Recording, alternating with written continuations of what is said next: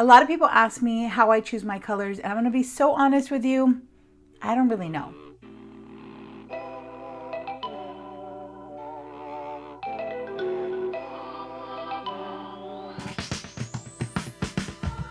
Hi friends, it's Erica from flynncrafthouse, and today I'm bringing you a new video all about color.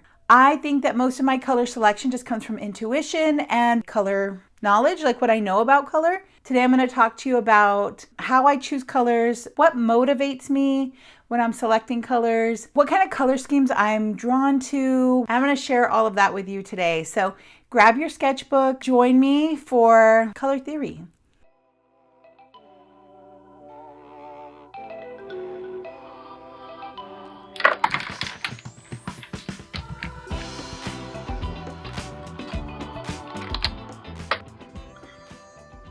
Let's start with the color wheel. So I'm going to use a compass and I'm going to make a circle.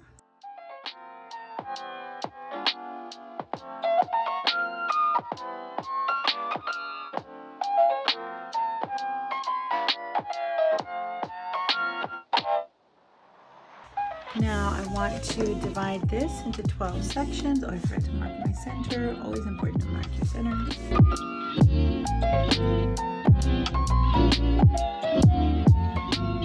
This is going to be my basic color wheel. I'm going to start with the 3 primaries, and I'm going to use paint for this because I think it's going to make it easier. Red is the first color, and I'm going to pick any section here, so I'm going to use this one right here. And just fill in this space.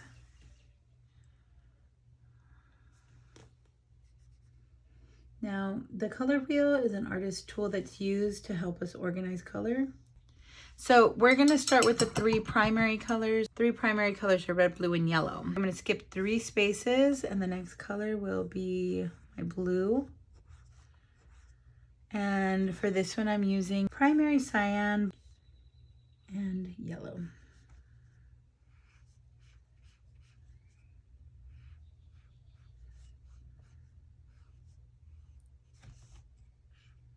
There. Okay, so this is red plus blue, and depending on which shade you use, which shade of red, which shade of blue you use, this purple is going to look a little bit different, or this violet.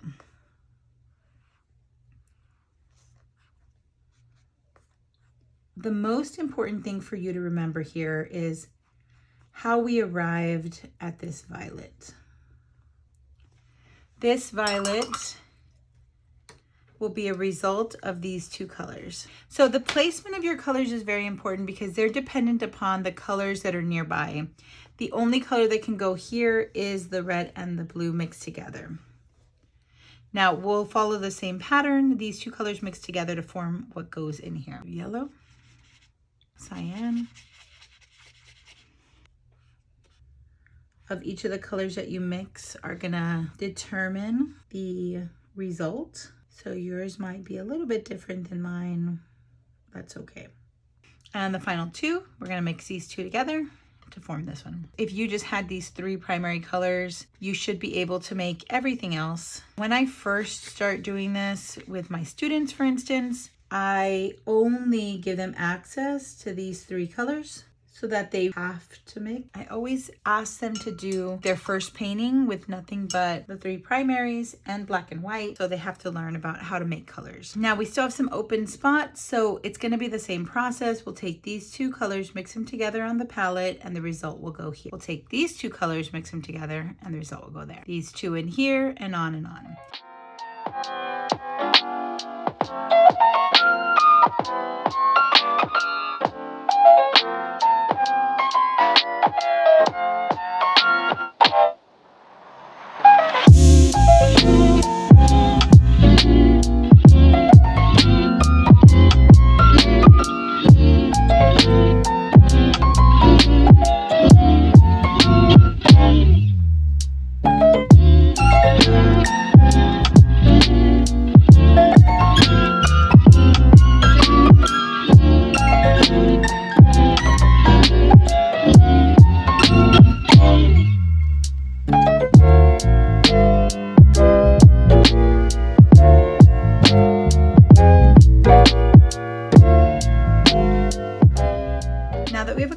wheel, we can start to understand the relationships of colors by their proximity and their distance that they are away from each other on the color wheel. So colors that are close together have something in common, and colors that are far apart are very, very different. They don't have things in common. So when colors are really close together, they're usually very harmonious. They look great together, but they can be a little boring, a little expected. When colors are across from each other, they have a lot of contrast, and oftentimes they clash, but they can create really exciting results. So let's start with the triadic colors, and they're so different from each other. They're equidistant on the color wheel. They tend to create a really vibrant, almost garish contrast. The most simple triadic color schemes would be the primaries and the secondaries. We already know about those. But you can pick any color and find a triad for it. So if I really like red-orange and I count 1, 2, 3, this is the second color in my triad. And then 1, 2, 3, this is the other color. So red-orange, blue-violet, yellow-green is a triadic color combo as well.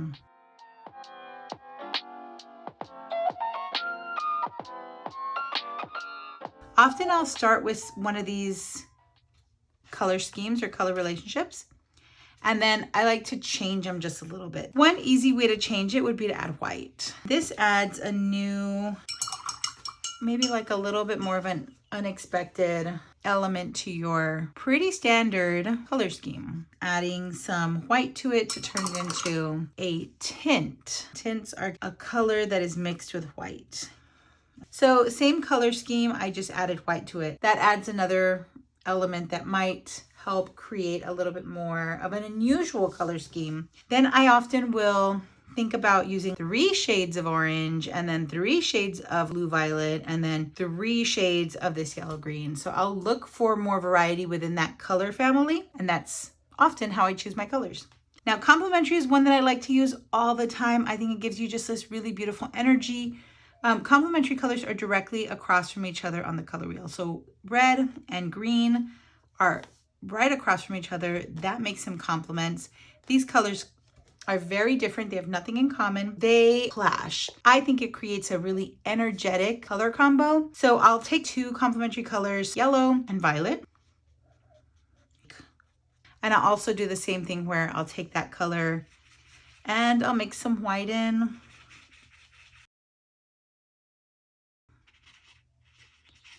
There. Other complements that I like to use are red and green. I love pink and lime. Probably recognize this combo. I use this quite a bit. So I might use like 2 different versions of red, which might be this pink and also maybe this pink. And let's do that. Let's swatch it. And maybe I'll use green. And I might use like all of those in one artwork. Another complementary color scheme would be blue and orange. Add white.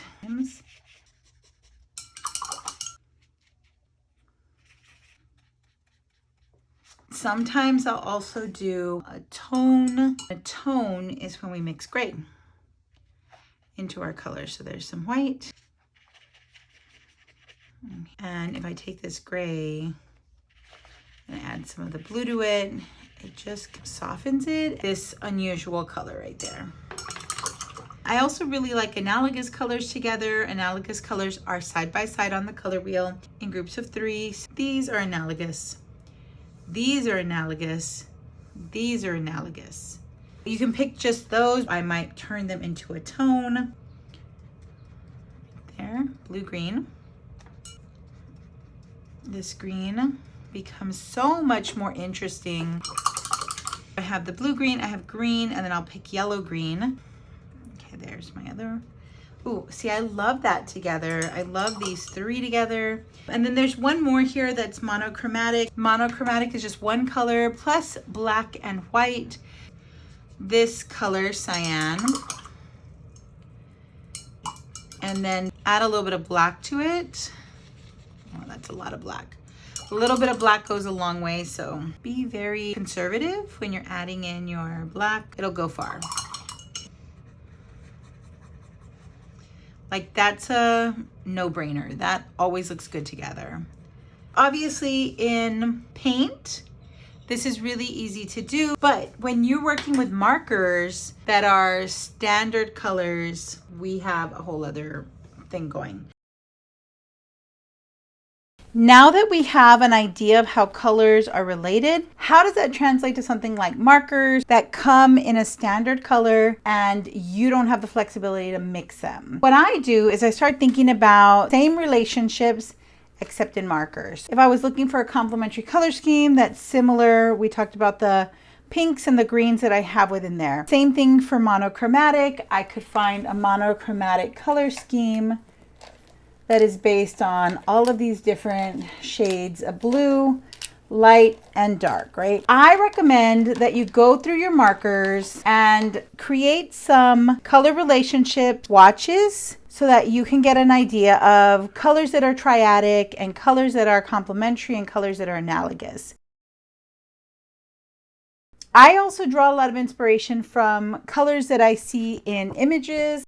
So today I'm going to be painting or drawing this cactus, and I'd be looking at the colors that I see here and mostly thinking about the actual color that I see here, which we call local color, or sometimes I like to use arbitrary color. Arbitrary colors that are chosen for artistic purposes that may not truly reflect the colors that exist in the real world. For this one, I could choose to use something like pink for my cactus. I want to turn my whole cactus pink. It's clearly green, but I want it to be pink. I would choose a color for the main part of the cactus. So let's say I'm going to do something like pink, like this. And I know that I'll need a darker version of pink or red, something that's in the same family as red, for the shadows. So I can choose something like this. It has to be darker because this color is darker, and I could probably use that for these little, I don't know what those things are, whatever those things are. So I have a dark version. I'll also probably need a lighter version for these little bits of light that I can see that exist on the edges. And that's why I always tell you to choose a light, a medium, and a dark. You can already see it right here. I would just translate all of these into a different color using value as my guide. This is dark, this is medium, and this is light. Now, if my cactus was pink, then I would probably want a different color for these little prickly pears. I would want to choose something that's contrasting. So maybe for my prickly pears, I could choose something like purple, let's say. I would try to find something that will give me a light, a medium, and a dark. And then this is pretty yellow. Maybe I want to find something that I can use that is going to be lighter for those little tips that are bright. So I have pink already and I have violet. These are already kind of analogous. So maybe I want to find another color that will be a contrasting color for my background or for the darkest, deepest shadows. So maybe I want to pick something that's across the color wheel. So maybe I can pick something in the yellow or the green family. There's another color relationship that I didn't mention that's called split complements, where it's very much like a complementary, go across. But instead of going directly across, you would go across and split over to the two on the sides of its complement. That can make a really beautiful combination. So if we think of violet and red as being the colors that I've selected, I could use yellow green, and yellow green would be a really dynamic color to use for my contrast. So you can see I've chosen a light, a medium, and a dark. I could use these colors. I chose a split complementary color scheme. I'm going to go ahead and just try these colors so that way we can see how it works. And usually if I want to put in something like this vibrant blue background, I might choose a contrasting color yet again, so that it will give me a vibrant pop of color. I'm gonna wait on that one. I might not even put a background in, but we'll just leave it there for now. Now I'm gonna draw, and I encourage you to try this image too. I popped it on the Patreon. Let's get started.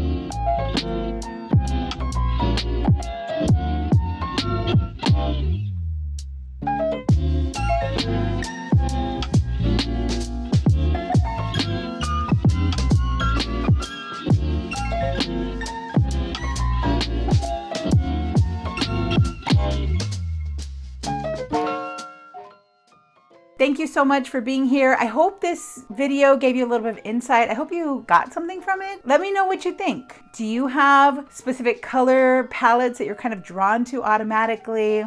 How do you use color in your own work? I hope you'll definitely try this at home, and I hope you'll share your drawings with me. You can tag me on Instagram. I get to see what you're making. Lots of luck in your drawings. Until next time, bye.